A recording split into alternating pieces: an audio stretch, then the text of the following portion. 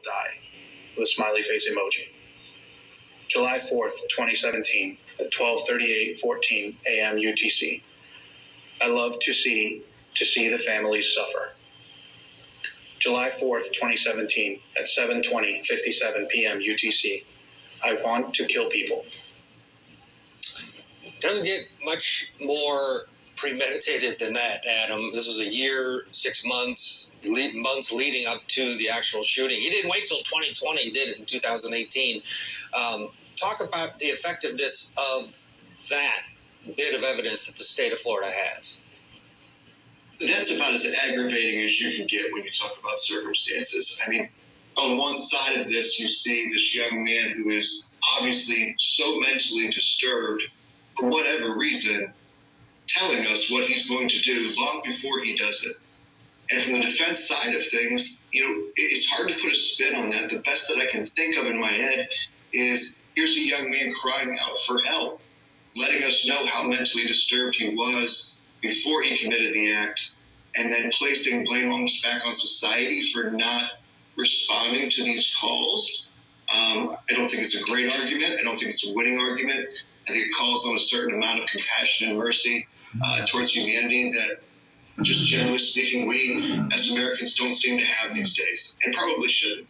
Well, blaming society is likely part of the narrative from the defense standpoint. We saw them cross-examine the individual who sold Nikolas Cruz the gun. Here's a reminder. Did you engage in that conversation with Nikolas Cruz? I had a brief conversation, I believe, on pickup, as I stated in my deposition. I came out and asked him, what are you going to do with the rifle? And the reply was, I go shooting with my friends on the weekends. I just want my own stuff. Kira, on the cross of that individual, they were able to get across to the jury that, oh, by the way, the Florida laws changed after this massacre, and now you have to be 21 to buy a gun. And this, they used this witness to get that out there. Getting back to Adam's reference to blaming society, that's basically what they're saying is that, hey, we screwed up, society. We allowed Nikolas Cruz to tell everyone he was going to do this, and guess what? He did it. Is that going to work? Is that going to fly, do you think, Kira?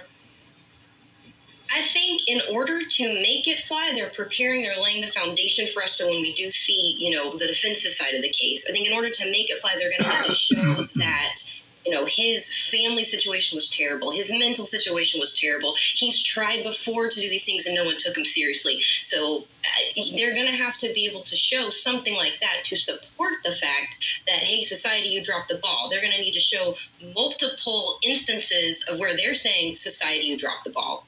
I think that's what they're going to have to do in order to really make it fly. Otherwise, it's not going to hold water. Coming up, we are on Verdict Watch this morning in the phony funeral home trial in the state.